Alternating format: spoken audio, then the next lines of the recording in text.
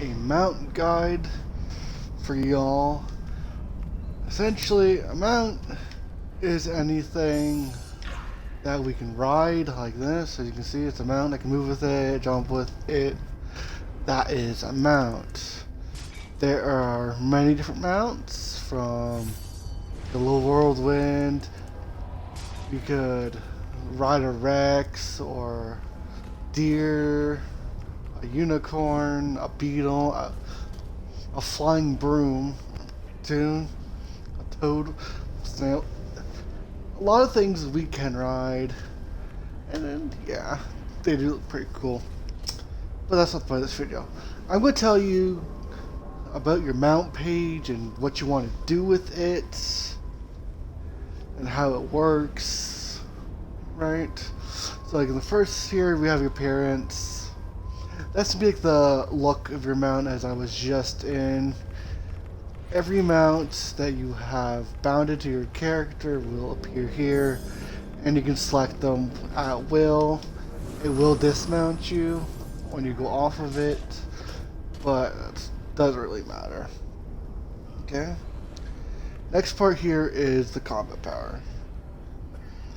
They made a patch recently, so every mount will have a combat power. Used to have been legendary mounts only, like the whirlwind and the swarm here, but now they gave it to all the mounts, and you can see it gives you like a little effect or a little bonus depending on mounts you have. Like my swarm is really good, and it debuffs the enemy, making it easier to do damage to, and I take a little bit less from it, and so does my group. You know, like the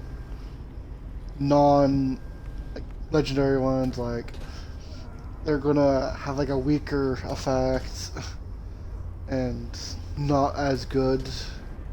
Like a little heal over time, you know, not that good, but still functional for sure. Like a little bit of damage, or a tunnel vision here, which is arguably the best mount power other than the legendary ones like this one here.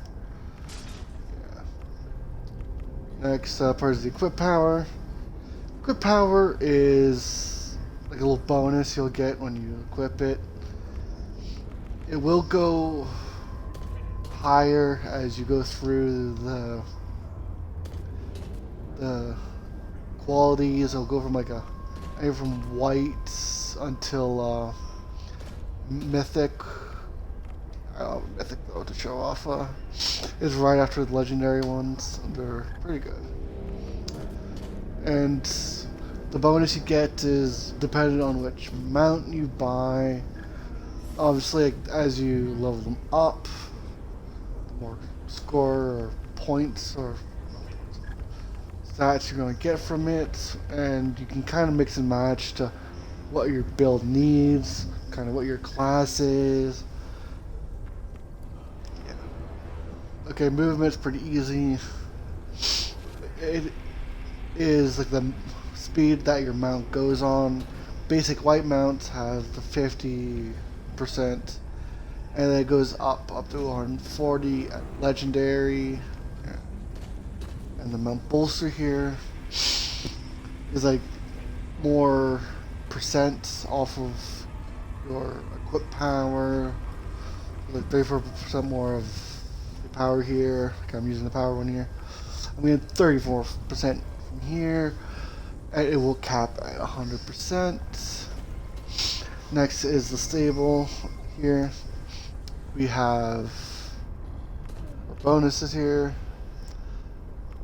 As you can see, there is 5 slots in the stable you can pick and choose from depending on what you need or your class needs, and you can put in these insignias here, which also give a smaller bonus to you as well as giving the effects here. And I don't have any on this character, but there's a Think of Callers, and you can put them on your mounts here, right? However, you can only have one of each different ones. There's 5 different types.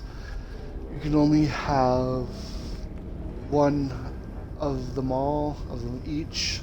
So you can have 2 of the AP gain ones, for example, and you need like one of each different types of them as well.